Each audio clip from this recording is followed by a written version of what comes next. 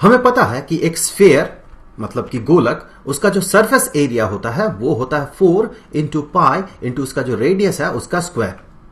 इसे आज हम प्रूव करेंगे स्फेरिकल कोऑर्डिनेट सिस्टम से, और इसका फायदा ये होगा कि इसे आगे चल के हम गाउस थ्योरम में यूज करेंगे।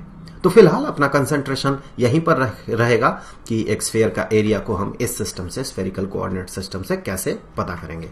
तो सबसे पहले कोऑर्डिनेट्स ड्रॉ कर लेते हैं, एक्स वाई और जेड एक्सिस, और जो सरफेस है जिसका कि एरिया हमें पता लगाना है, जो स्फीयर है वो स्फीयर कुछ ऐसा है कि इसका जो ओरिजिन है उस ओरिजिन में जाके उस स्फीयर का सेंटर होगा।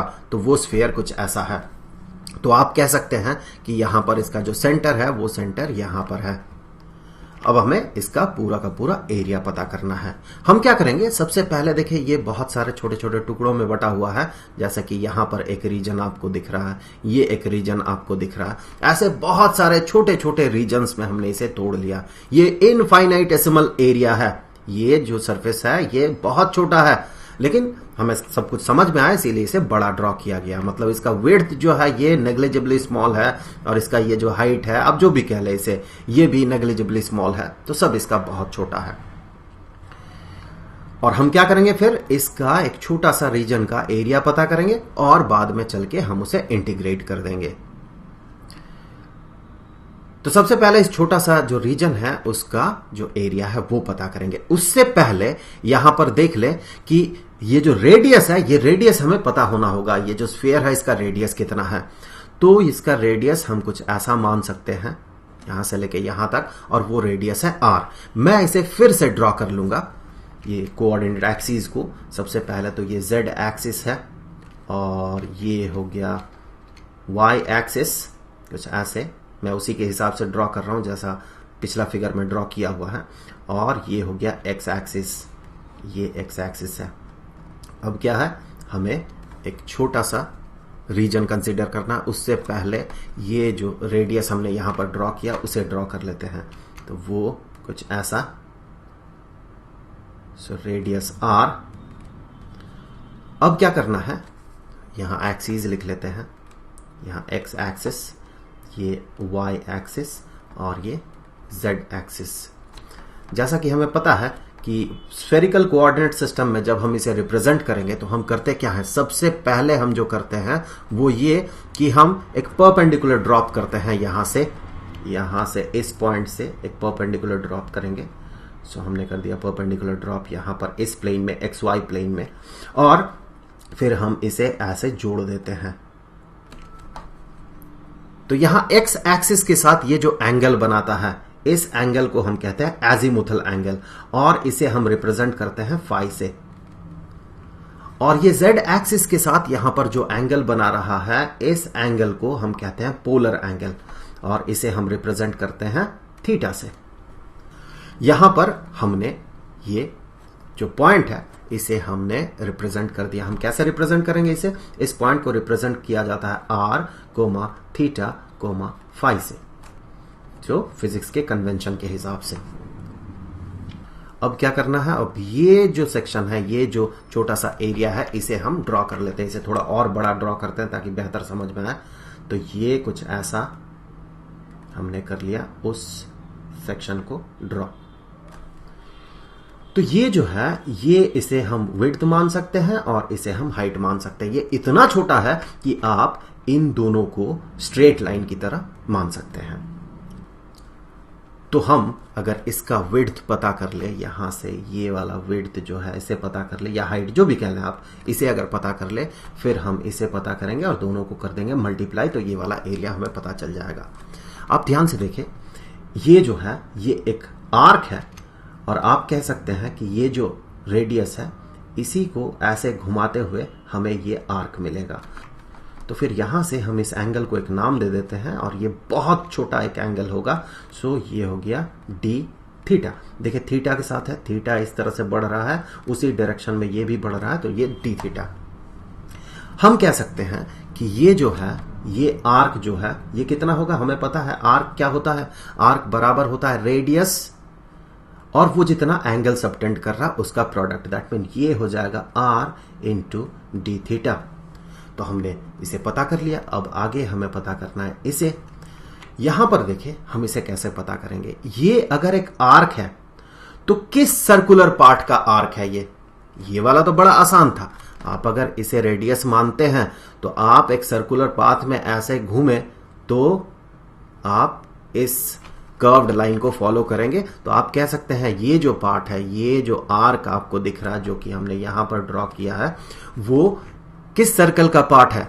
वो इस सर्कल का पार्ट है। ये जो आपको सर्कल दिख रहा है ये सर्कल, और इसका रेडियस कितना होगा? इसका रेडियस होगा आर। यहां पर देखिए ये होगा इसका रेडियस। ऐसे आप घूमे तो एक सर्कल बनेगा जिसका रेडियस आर होगा।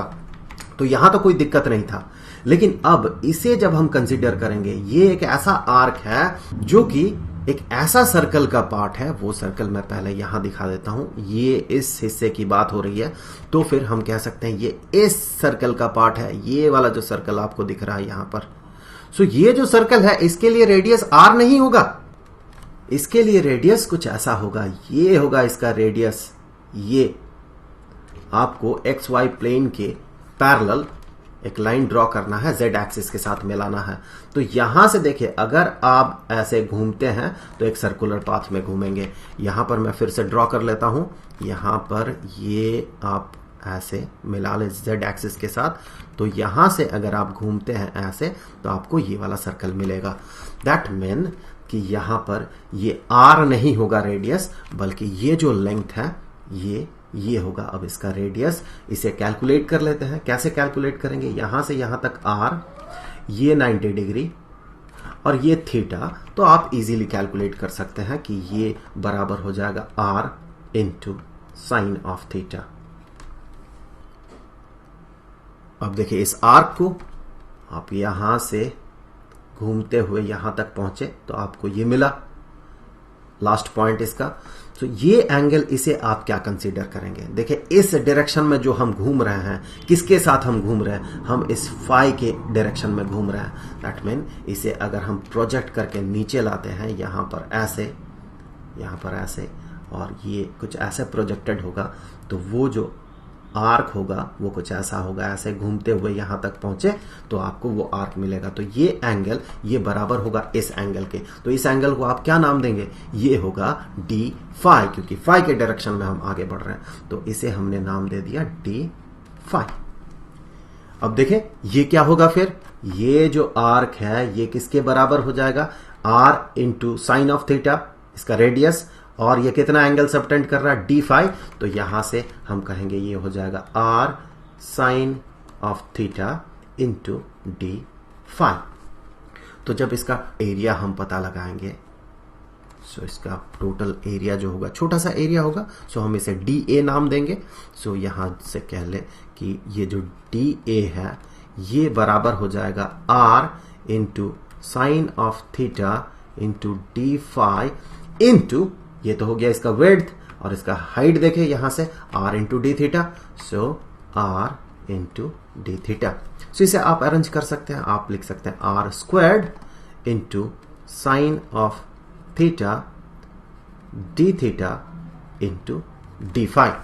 तो देखिए यहां जो हम इंटीग्रेट करेंगे तो देखिए डी थीटा भी है, डी फाई भी है, तो हमें 2 बार इंटीग्रेट करना होगा। ये एक डबल इंटीग्रल होगा जब हम इसे सॉल्व करेंगे। तो फिर हम यहां से कह सकते हैं टोटल एरिया, हम इस टर्म को इंटीग्रेट करेंगे या फिर कहें डी ए को इंटीग्रेट करेंगे। सो इंटीग्रेशन ऑफ डी ए, और ये डबल इंटीग्रेशन होगा और ये क्लोज्ड इंटीग्रेशन होगा, क्लोज्ड सरफेस इंटीग्रेशन। क्यों? क्योंकि पूरा का पूरा सरफेस को, क्लोज्ड सरफेस को हमें इंटीग्रेट करना है, पूरा स्फीयर का एरिया पता करना है। ऐसा नहीं कि इतना पार्ट का पता कर लिया एरिया और ऊपर का जो पार्ट है उसका नहीं किया, ऐसा नहीं है। पूरा का पूरा स्फीयर का एरिया कंसीडर करना है। तो ये क्लोज्ड सरफेस है तो उसी का सिंबल है ये, और ये डबल इंटीग्रल है, 2 बार इंटीग्रेट करना होगा हमें। सो इसी को हम ऐसे लिख सकते हैं कि ये है डबल इंटीग्रेशन ऑफ, अब लिमिट बैठा देंगे इसीलिए ये वाला जो सर्कल है उसे हम ओमिट कर सकते हैं। अब इस टर्म को लिखते हैं, सो ये हो जाएगा r squared sine of theta d theta into D phi. तो चूंकि मैं पहले फाई के रेस्पेक्ट में इंटीग्रेट करूंगा तो मैं इसे थोड़ा सा अरेंज कर लूंगा। लिमिट नहीं बैठा रहा है तो यहां पर फिर से सर्कल बैठा दे, लिमिट आगे बैठाएंगे आगे के लाइन में। सो इससे आगे बढ़ते हुए हम कहेंगे ये है इंटीग्रेशन ऑफ, लिमिट बैठाना है हमें, so r squared d phi sine of theta d theta.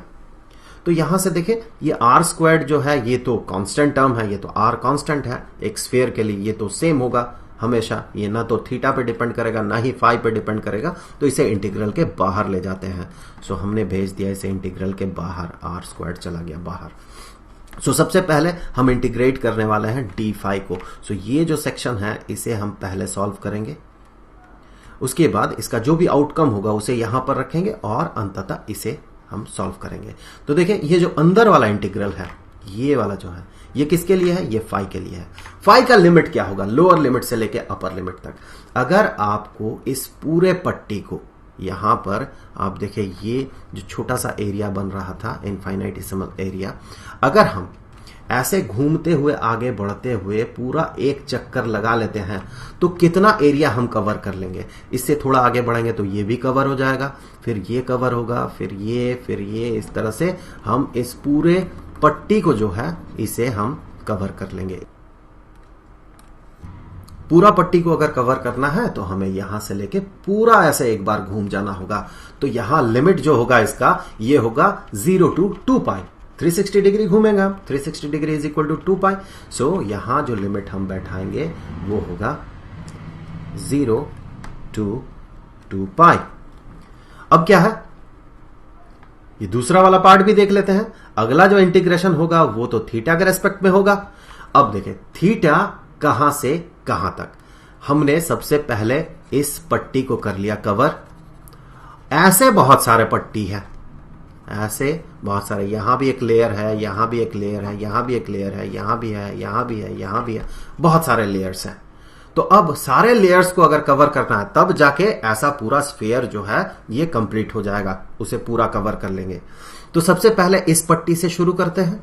यहां जो पट्टी है इसे कवर करने के लिए देखिए यहां जो थीटा का वैल्यू होगा, थीटा कौन है, थीटा है जो एंगल ये बनाएगा इस z एक्सिस के साथ। तो यहां इस केस में r यहां पर पहुंचेगा बिल्कुल टॉप में, और z एक्सिस के साथ ये कितना एंगल बना रहा है, इतना एंगल बना रहा है, 0 डिग्री का एंगल बना रहा है। अब अगला पट्टी को जब हम कंसीडर करेंगे ये वाला वो पट्टी होगा, ये वाला लेयर। तो यहां पर r का वैल्यू देखें थोड़ा बढ़ जाएगा, यहां पर ये जो एंगल होगा ये एंगल कुछ बनेगा। इसी तरह से अगला पट्टी को कंसीडर करें, इसे फिर इसे फिर इसे, जैसे कि हमने कंसीडर किया है, फिर आगे ऐसे बढ़ते जाए, बढ़ते बढ़ते लास्ट पट्टी आपको यहां पर दिखेगा। वहां जो आर होगा वो यहां पर आएगा कुछ ऐसे, और ये जो एंगल बनाएगा, ये जो एंगल इस तरह का एंगल बनाएगा आर कुछ ऐसा बनेगा, और ये जो एंगल बनेगा लास्ट पट्टी के लिए ये एंगल 180 डिग्री होगा। यहां थोड़ा कंफ्यूजन होता है कि 360 डिग्री क्यों नहीं हुआ, इस कारण से 360 डिग्री नहीं हुआ कि सारे पट्टी को कवर करने के लिए आपको 360 डिग्री घूमने का जरूरत नहीं है। आपको शुरुआती इस पट्टी से लेके इस पट्टी तक, नीचे वाला पट्टी तक कवर करना है, तो आपको पूरा नहीं घूमना होगा यहां तक। आप देखिए यहां 0 डिग्री, मैं कलर थोड़ा बदल दूं तो समझ में आएगा। यहां देखिए ये 0 डिग्री, आप घूमते हुए पट्टी सारे कवर कर रहे हैं और आप यहां तक पहुंच गए। कितना एंगल आपने सबटेंड किया, आपने 180 डिग्री सबटेंड किया। तो इस लॉजिक से हम कहेंगे यहां जो लिमिट होगा ये 0 to 2 पाई नहीं होगा, 0 to पाई होगा। तो हम सॉल्व करेंगे सबसे पहले इस हिस्से को, डी फाई को सॉल्व करें या इंटीग्रेट करें, माफ कीजिएगा, डी फाई को इंटीग्रेट करें तो फाई मिलेगा जिसका upper limit 2 pi, lower limit 0। So 2 pi minus 0 is equal to 2 pi.